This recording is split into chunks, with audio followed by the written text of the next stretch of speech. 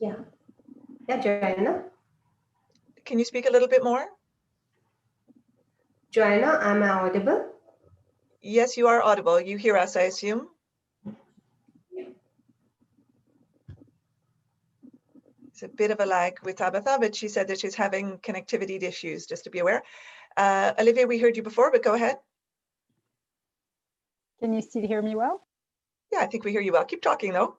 Okay, there's not much to say at this point. Okay. Then we have Nelly. Hi, Joanna. Yeah, I think I hear you super. Thank you. And then is it Jamie or Jaime? It's Jaime. Jaime. Hi, it's Jaime. Lovely. Hello, Can you speak a little bit more? Can you hear me well? Yes, we hear you well. Your face is a little bit closer to the screen. If there, yeah. Well, that's too far. Somewhere in between. Excellent. Excellent. Okay, so those are all the speakers. Fantastic. So just looking at the notes that we made about Jamboard in Olivia's email. So it is just that 20 people can use it per Jamboard. So obviously that would cause a little bit of trouble at the end here.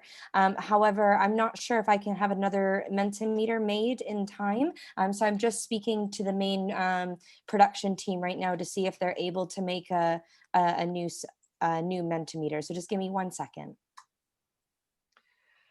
So welcome everyone. We're just in standby for a couple more moments while we sort out one technical issue. We are live on YouTube, so welcome to everyone who's joining us either on the Kiko chat or on the Alliance's YouTube channel. It's great to have you with us. This session is about localization, and we will get into an introduction in just a couple of moments. If you're on Kiko chat and you were thinking you were going to a different room, you go back to you log out of this Zoom session, you go back to Kiko chat and you find the other thematic session that you may be interested in. But we hope you're going to stay. We will get started in just a couple of moments.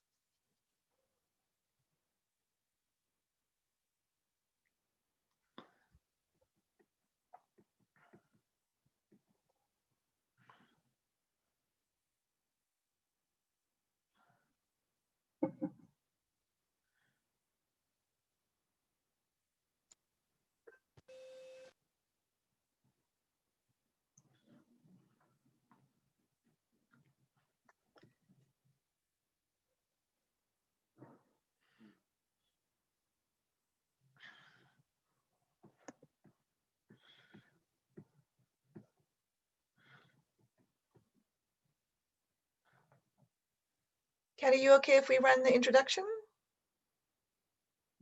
Sorry, absolutely. I'm just going to share the Mentimeter link right now. Okay, perfect. All right. Welcome, everybody. We're going to get started.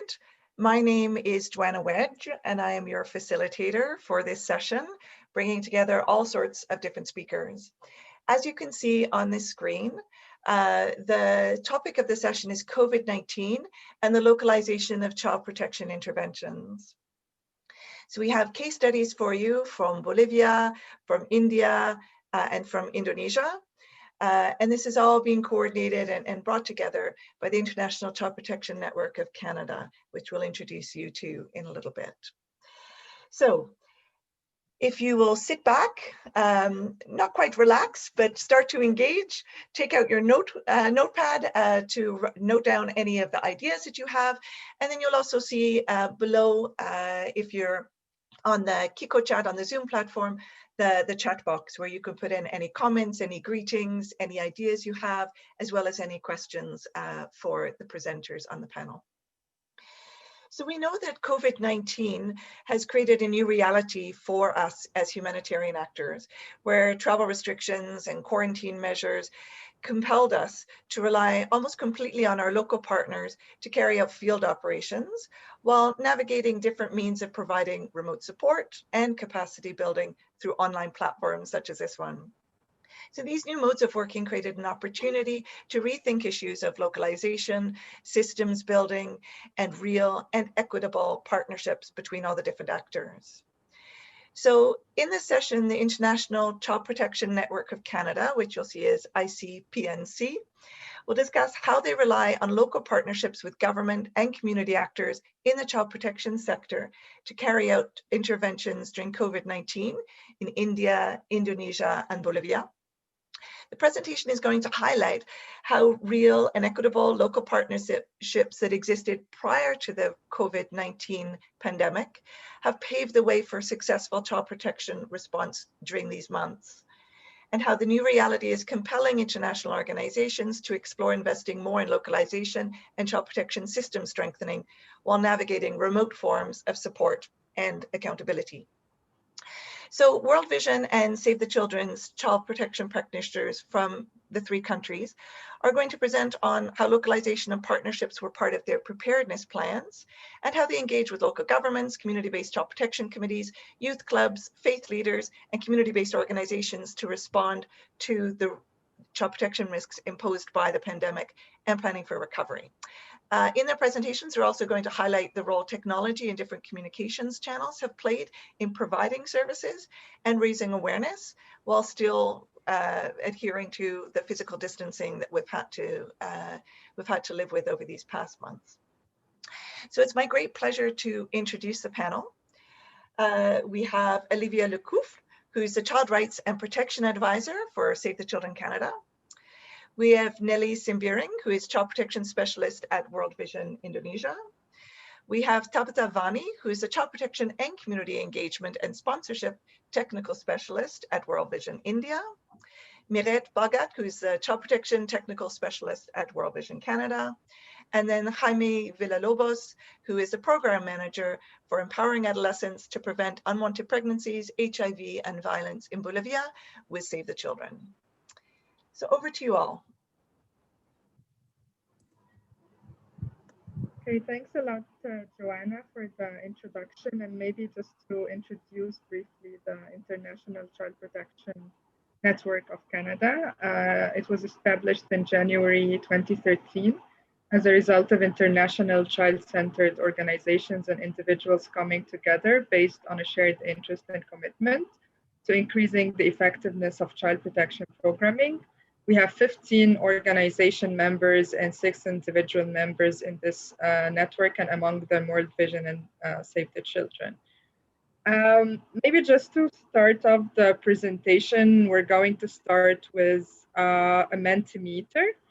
And I hope our producer could put it in the chat box for everyone. And we just want to hear from you. What do you think localization in the humanitarian sector is? And you have 3 choices, and please choose whatever sentence you feel means what localization is. You can even choose the 3 sentences. And then we're gonna review the answers very quickly before we start the presentation. Miret, would you like me to share the screen instead of the presentation that's currently up?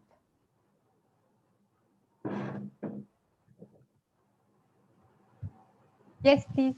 Do I need to stop sharing so you can do that? Let me just double check. Give me 2 seconds here. I might be able to share them side by side, actually.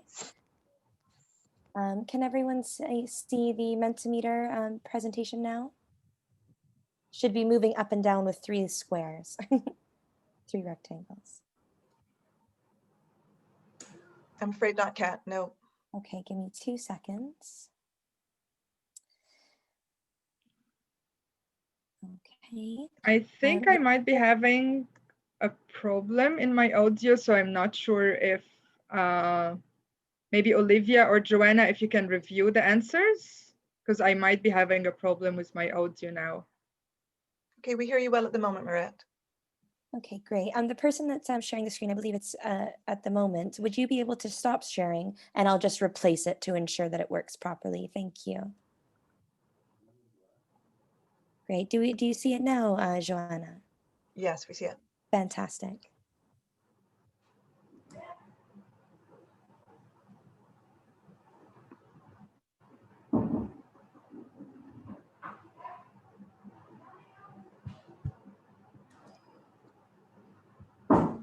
If Miret cannot hear, Olivia, do you want to step in? Sure. So thanks for your responses.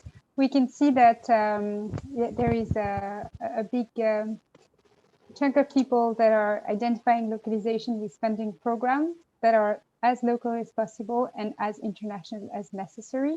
But indeed, all the responses were what we're working, the framework we're using to think about localization. So it's also about handing over full components of the programs to local partner and working with community-based government and not government partners. Mira, did you want to add something if your video is, if your microphone works again?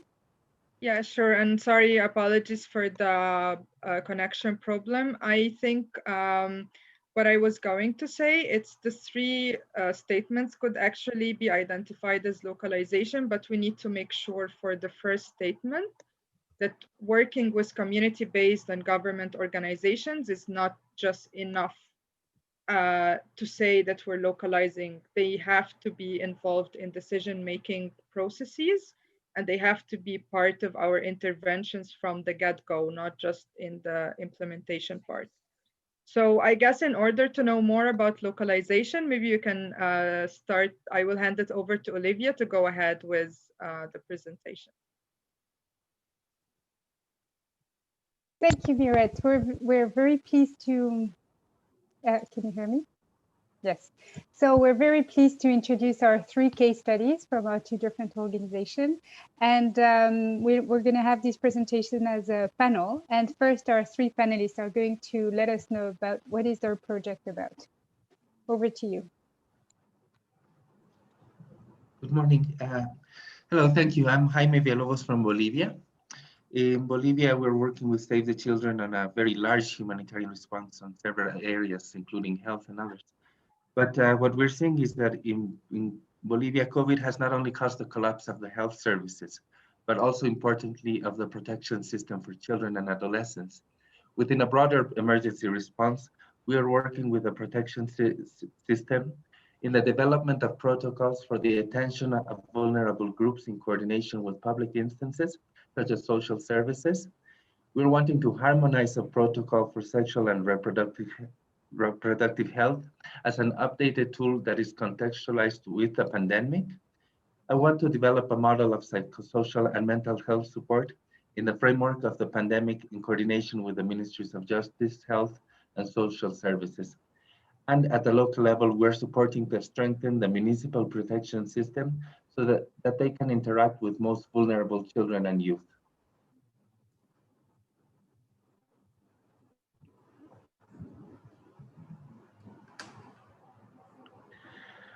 We are in Bolivia, we're working this response coordinated closely with the Ministries of Health, with the Ministries of Justice in its Vice Ministry of Equal Opportunities, and the municipal governments in the project's impact area. The response is articulated to the national response plans to COVID-19 developed by the central government.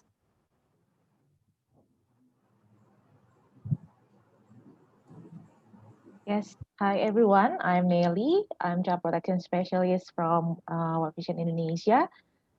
Community participation has an important role on child protection action in Indonesia.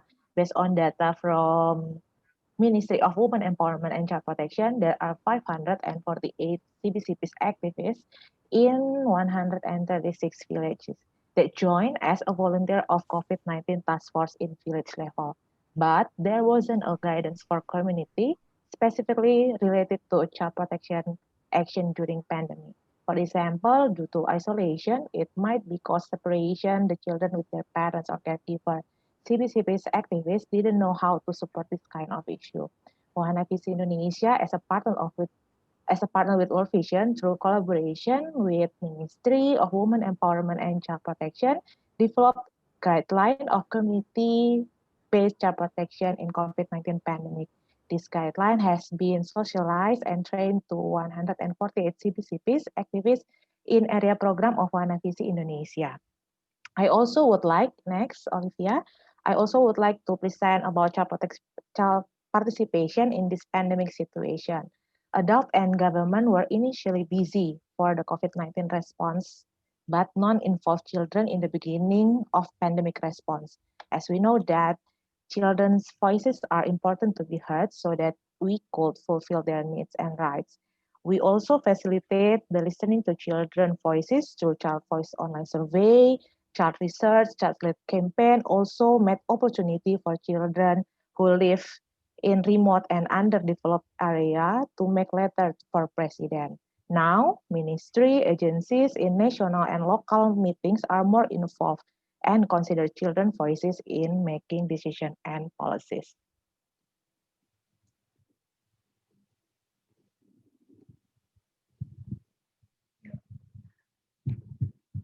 Hi, I'm Tabitha from World Vision India.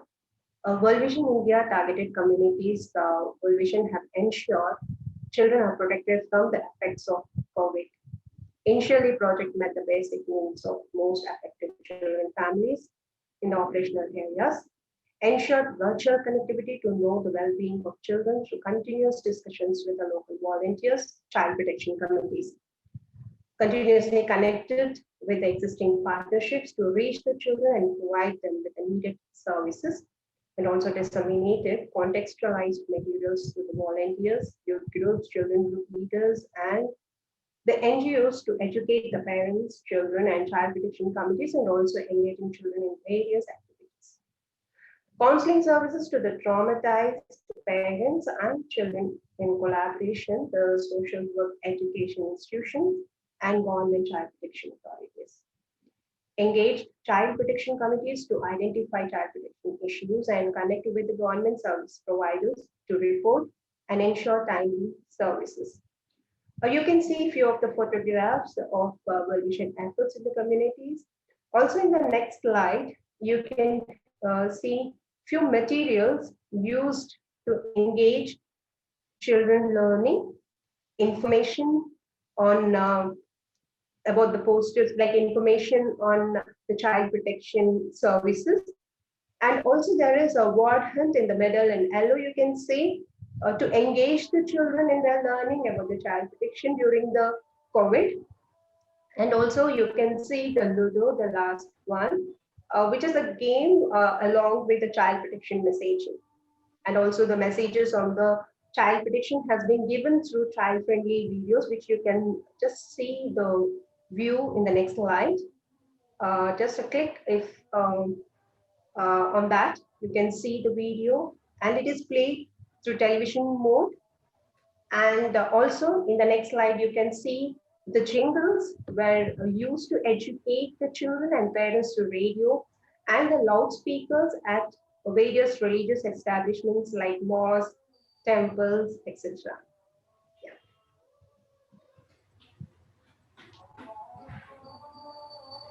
Thank you. Now, could you give us a bit more information about what are the key challenges on localizing child protection activities during this specific pandemic of COVID-19? And I'm just letting people know something we haven't said at the beginning. Don't hesitate to ask any of your questions in the chat box, and we will review them at the end with the Q&A. And you can also start thinking about your own challenges, because at the end of our three presentation panel about the challenges, we will have a short Mentimeter. Yeah, Olivia. The key challenges on the localization of child protection activities in World Vision targeted communities.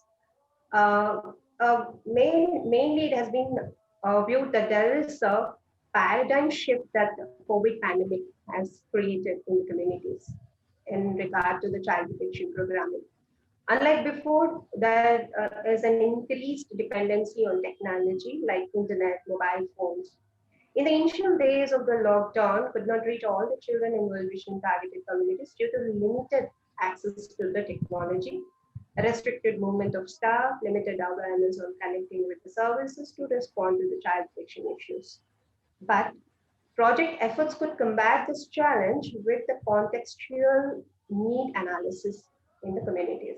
Project engaged with the volunteers to ensure regular child monitoring through conference calls, sending messages, and also ask for the possibilities, volunteer made home visit by ensuring social distancing guidelines. Contextual materials to engage children in the activities. Child protection committees engaged with the government service providers such as Child Helpline, Child Protection Authorities, Police, Child Welfare Committee to ensure the timely support to the children. Yeah.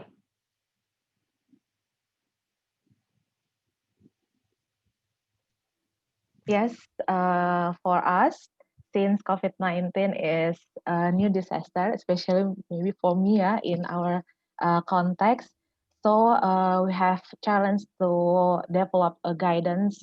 There wasn't previous experience of pandemic situation in our context. We had to learn from from global guidance. At the same time, we must develop a guideline that can be directly applicable in community. So that one of our challenge. And for child participation, as I mentioned in previous slide, it was challenged to ensure the involvement of children. Due to physical distancing, we couldn't gather children as usual. We had to use internet to reach them. But at the same time, there are also remote and underdeveloped area in Indonesia that can be reached by internet. So for this challenge, we was thinking of creative ways so that all the children, include in the remote and underdeveloped area, can be involved or fun in fun and meaningful way.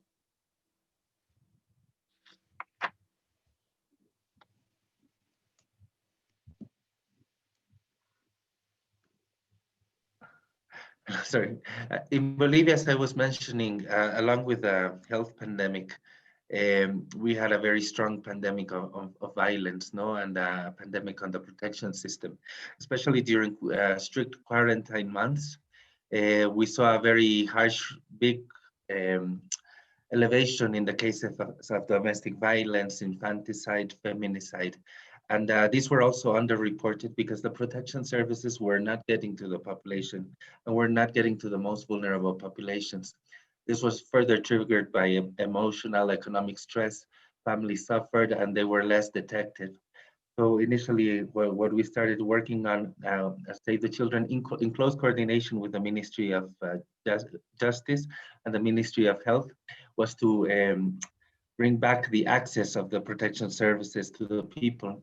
Initially, this was in a case of biosecurity equipment for social services. Um, but also later, there was a need for technical guidance on how to respond against the pandemic. So what we did was an update of all the technical material, the technical guidance, so that these protection services could best serve their role and go back into their role strongly, and to be able to interact with the population. However, another challenge was that obviously the quarantine made it difficult to communicate with the instances of the government at very different levels. We've been in much contact with the main government, but also the local governments. And also Bolivia is carrying a bit of a baggage of unresolved conflicts. In October of 2019, we had an election which was fraud. And so we're having an election again this month. So there has been a lot of political unrest, which has politicized the health response to the pandemic. But we were able to really strengthen the protection services so that they can regain the role in serving the community, particularly adolescents and youth.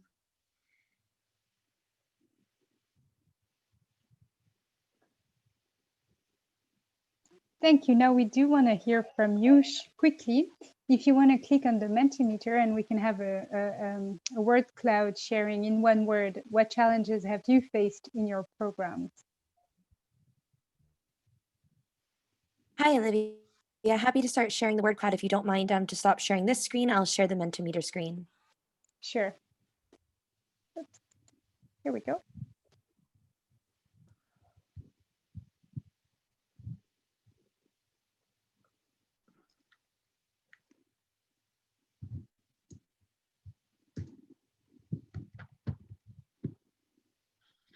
Can I please confirm that you can see the word cloud on the screen, Olivia? Yeah, fantastic. Thank you.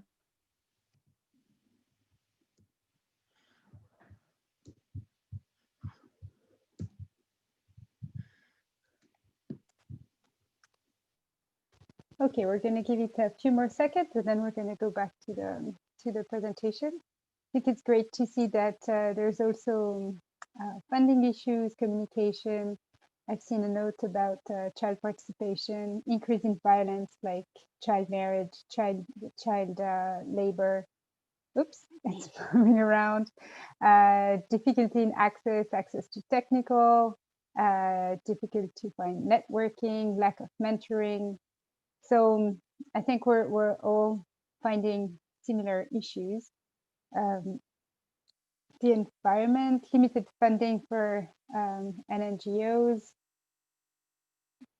difficulty for intersectors and coordination, to have trusting donors, collaboration, cooperation. I'm wondering if those are challenges or actually things that helped.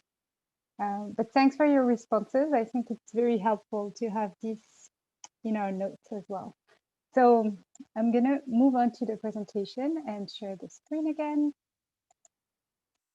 And now we're going to hear about the different key roles that the organizations and partnerships have played in fostering localization and the type of changes that the different programs have adopted during COVID-19 to promote localization. Over to you, Nelly. Yes, thank you, Olivia. So in our context, ministry have a national facilitator of CBCP.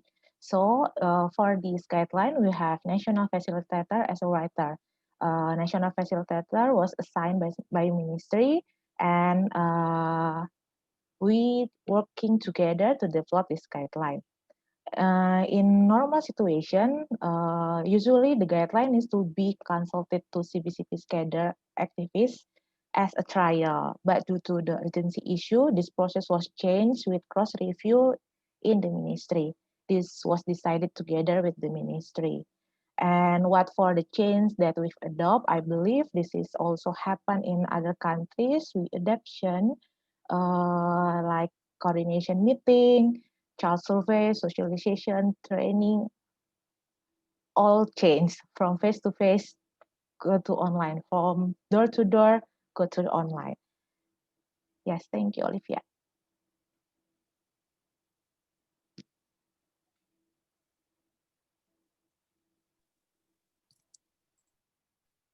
In Bolivia, our response has been coordinated as part of the consortium of humanitarian agencies with the head of sector, which is the government, no, on the defense side. So all our actions have been concerted with the national state government, and we responded in several areas. Of course, this is within a broader response, but in terms of the protection service, we work closely with the Ministry of Health to contextualize protocols of the protection system to the health pandemic.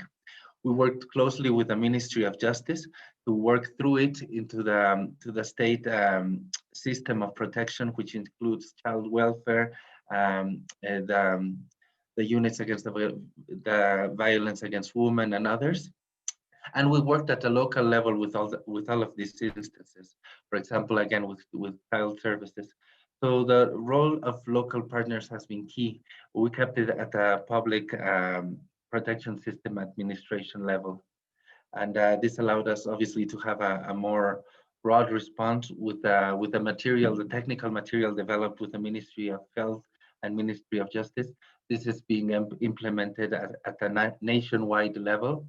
And we were able also to help at a local level for the institutions in the protection system to be able to equip themselves to learn and to be able to once again go out to their communities and find the most vulnerable adolescents and youth and children.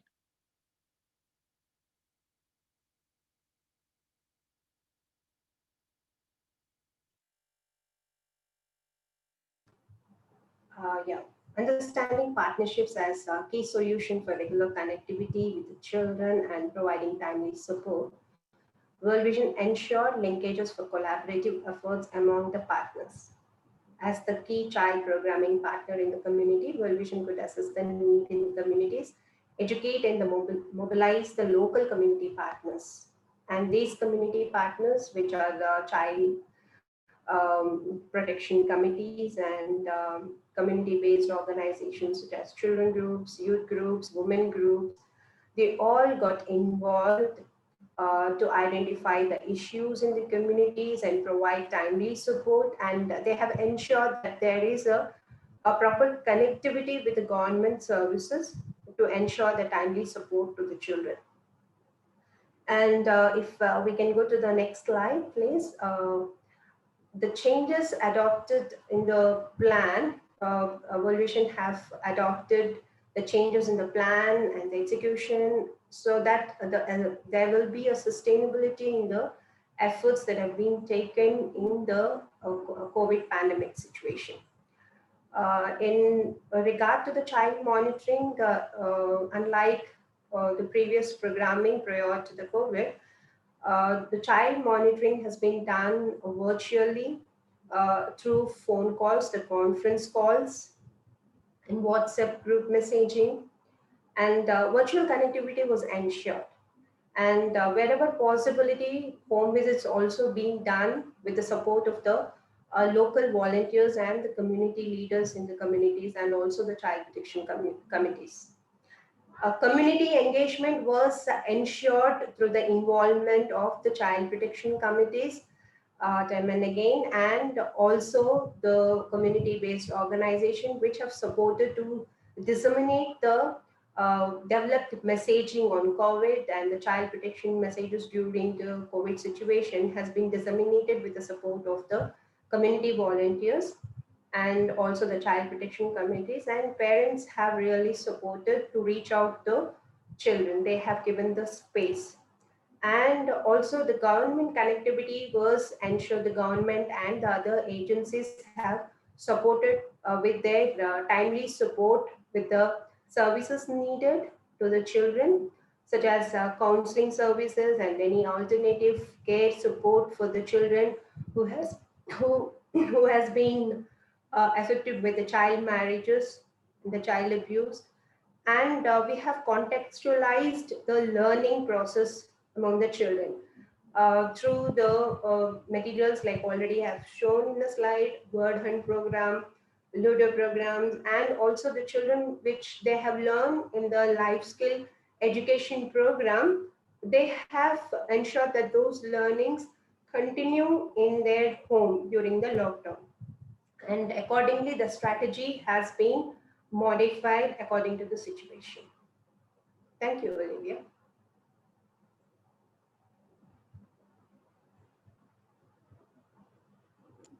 Thank you all for those descriptions. Now I think we're getting to the last question of our panel, and I'm inviting all those also underlined to start thinking about it, because we do want to have some critical thinking about the last few months. And when we look at how we had to adapt our program, how we had to adapt for localization, what were the best practices that were key to the success, but also what are some mistakes that we've done or tried and didn't work, and some barriers that we have faced. So we're going to hear from our three panelists, but then as we're moving on to Q&A, we're going to prompt you again with a Mentimeter. So if you can start thinking as well. Of course, we would love to hear about what works, but please do share what doesn't work and what you found difficult. Over to you, Tabitha.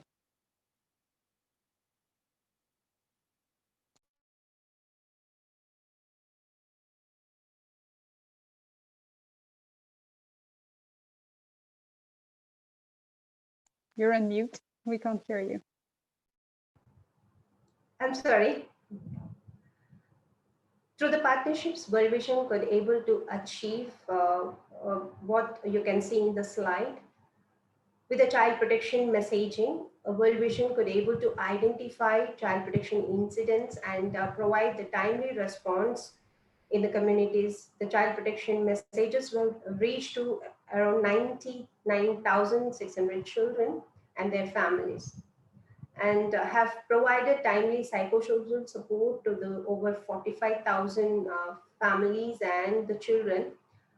And also we could able to do the positive parenting or the discipline program for 7,250 parents. It's all through the virtual programs and the contextually developed messaging. The issues that we have identified during the pandemic with the support of child protection committees were the child marriage, it was 28, child abuse, 9, and also could identify the suicide cases also. And this child marriage and child abuse victim children were being supported with the alternative care immediately with the support of the government services. Yeah, yeah, Olivia, thank you.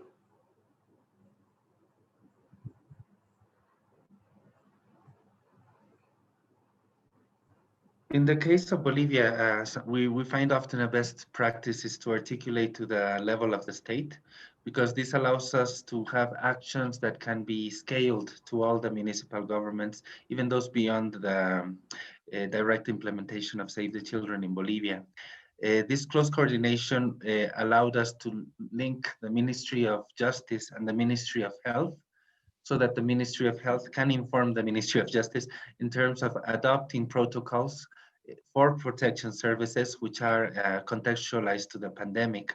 So a good practice there was to identify actually gaps and barriers that the protection system was having in order to reach and to do its duty and to serve the adolescent and youth population, and to see how we could overcome those barriers.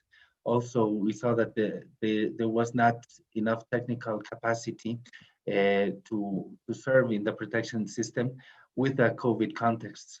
So the protocols, the updated protocols covered this gap in technical information, producing technical governments and training the personnel so that they could implement. Also being able to identify the barriers that the personnel of the protection system were having to actually reach the adolescents and youth in the most vulnerable population, and vice versa, no? Socialization of their services. Those have been good practices. However, it has been a barrier that being able to accommodate with the state and different and sometimes conflicting agenda in a very highly polarized and political scenario that we have as we are running to elections, which are in a couple of weeks in Bolivia, and that the changes in authorities have been a relevant issue. Constant changes in authorities. So as a good practice is also to empower public authorities and staff to evidence the problematic that is referred to the protection service of children and adolescents in most vulnerable situations.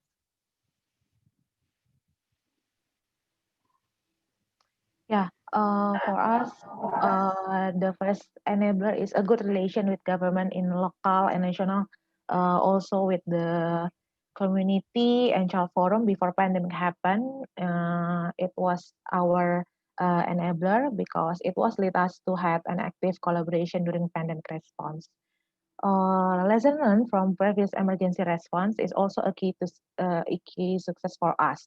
Lesson learned from tsunami and earthquake in 2018 was listening to the children. So we learned from that we need to listening to the children in emergency situation. But at the same time, this is also our mistake that we involve the children in the third month of response of pandemic. And the last one, CBCPs, yeah, or we call Indonesia Integrated Communities-Based Child Protection, is one of key CP program of ministry. So we decide to strengthen it rather than make the new one. That's from me. Thank you, Olivia.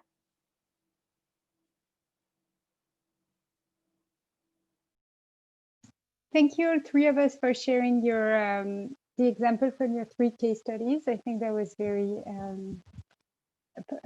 interesting to be able to see what everyone has done in those 3 different contexts. Now we do want to invite you into that last activity, so you can share as well your barriers and your enablers as you were also as your program are also struggling with this pandemic and trying to find solutions to the localization. So while I'm going to stop sharing my screen so we can see this word cloud of Mentimeter, and at the same time we're going to start answering some of the questions that were posed in the chat box. over to you, Miret, for the Q&A. Yeah, sure. So I can see a question around sharing and how did family actually allow for children to share their opinions inside the family.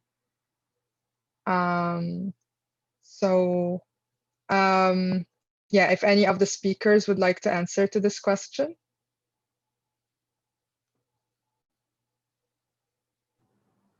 Yeah, Merit. Please go ahead, Tabitha. Yeah. What we have done in our project, while we are doing the child monitoring, we have ensured the consent with the parents. Before talking to the child, we have educated the parents virtually on the importance of keeping the children learning, keep going, and also ensuring the protection. So we have educated the parents, and parents allowed to talk to the children. That's how we have done in our programming. Thank you.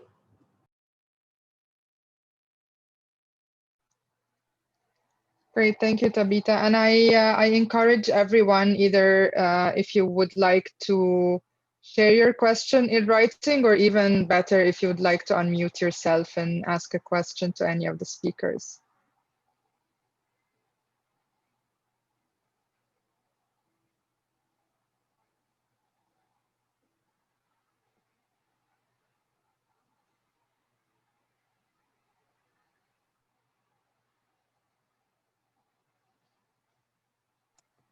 You're also welcome to jump in and share your experience or on whatever we've just discussed.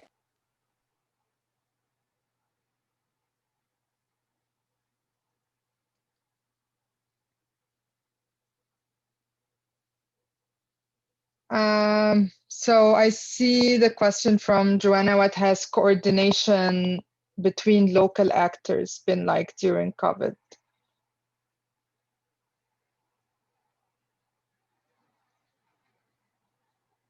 So if any of the speakers would like to answer to this. Yeah, Merit, I would like to answer this. As I've already mentioned in my presentation, we have ensured the coordination between the volunteers in the communities and the child protection committees. Like volunteers, when they are doing the child monitoring, the incidents they have observed, they have intimated to the child protection committees. That's how the child protection committees have reached to support the children who have been given to the marriage and the children who were undergoing the abuse, whether it is a physical abuse or any kind of sexual abuse. This information was given through the volunteers to the child protection committees, and this has been informed to the government services like child helpline, and that's how the services been initiated further. Thank you. From our side, complication has been complicated, no? Especially during strict quarantine. A lot of, at the local level, at the municipal level, a lot of the protection system services suffered. Their staff in certain municipalities were hardly hit by COVID. So we have seen instances where, for example, the child protection services in the municipality of Trinidad, most of their staff got sick with COVID. So there was a pausing in the service. There was this constant issue of authorities and public personnel suffering illness, them or their families. So there was difficulties there. So it was harder at the local level. When we started coordinating with the Ministry of Justice as the head of sector, it was easier to bring down the information from a more from its authority down to the protection services. But as well, in coordinating with the ministries, with Ministry of Justice, Ministry of Health, the context in Bolivia is a transitory government between an election that was cancelled by fraud to an upcoming election in October. So it has also been difficult because there was a highly politicized agenda that was electoral, and there has been changes in authorities. But yeah, at the local level, we've seen that it has been difficult because of the social distances, not having the physical distance, because these institutions were weakened in their ability to serve, and hit by the COVID-19 as well. Great, thanks, Jaime and Tabita. Maybe we can also review very quickly the results of the Mentimeter before moving to the next question. So apparently we have, and this is both enablers and barriers. We have maybe as barriers to localization, vulnerability, high expectations, worsening economy. We have maybe lockdown needs as enablers to localization during COVID-19. We had better coordination, we had free movement, again, coordination, involvement of children, political will, and political will can be both sides, right? It can be both enablers and barriers. The same goes for funding. It can be both enabler and barrier. Technology as well. Technology can be a positive thing, but it can also be a barrier. We have good relations, we have language, volunteerism. This is all very good examples of what could be enablers and barriers for localization during COVID-19. We have also a question from Fatuma. The Bolivia case study talked about the effective collaboration between government and local actors. At what level was this strongest, say on the national level or on the municipality? And what factors made this collaboration strong? So over to you, Jaime, for this question. Well, at the local level, we had good coordination, mostly in providing the personnel there with the equipment necessary in terms of biosecurity and technical materials, so that they were able to reach and serve their population.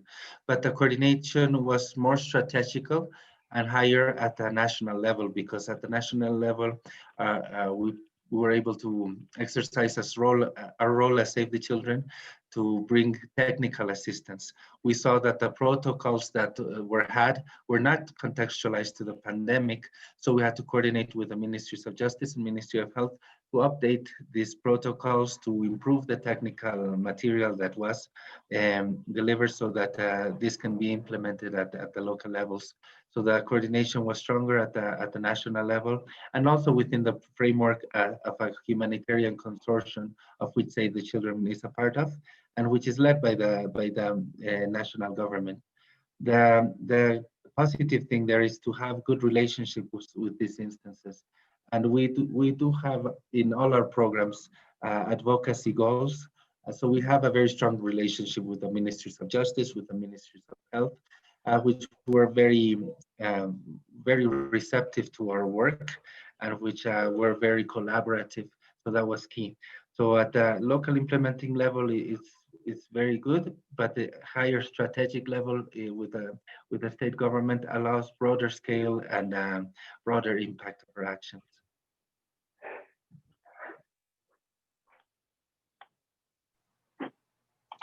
Great, thanks a lot, Jaime. We maybe have time for another one final question. If anyone has any other questions, please go ahead and type them in the chat box, or feel free to unmute yourself as well. In the meantime, I'd be curious if people are comfortable to share like a bit more insights. The person who has written volunteerism and the person who has written the high expectations, if they can give us a bit more background on those responses.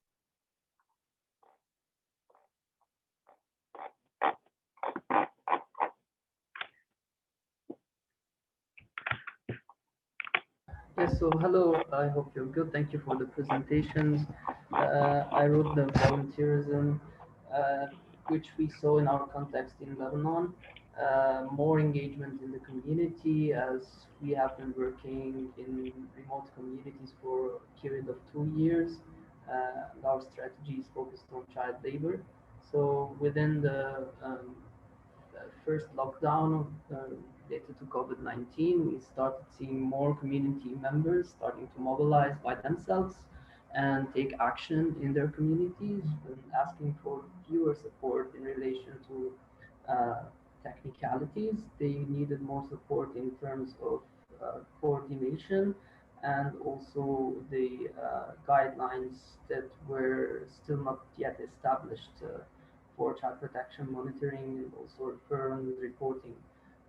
So this, I don't know if I answered the question, but this is what I meant by the word. Thank you. Thanks for sharing.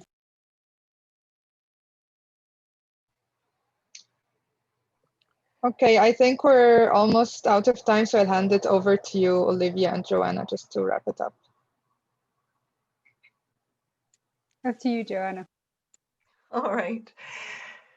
Thank you, everybody. And thank you, first of all, to the presenters, to Nelly, Tabitha, to Jaime, and for all of your insights from Bolivia, India, and Indonesia.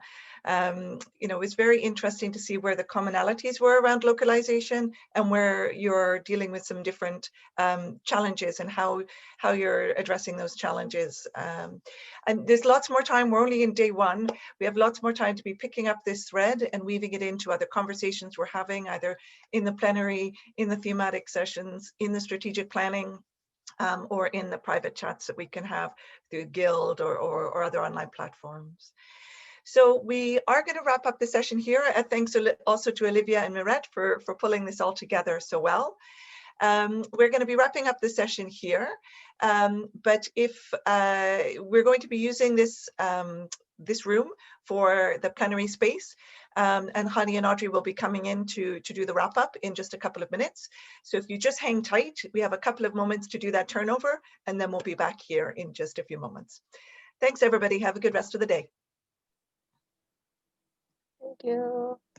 Thank you all for joining and for your interesting comments.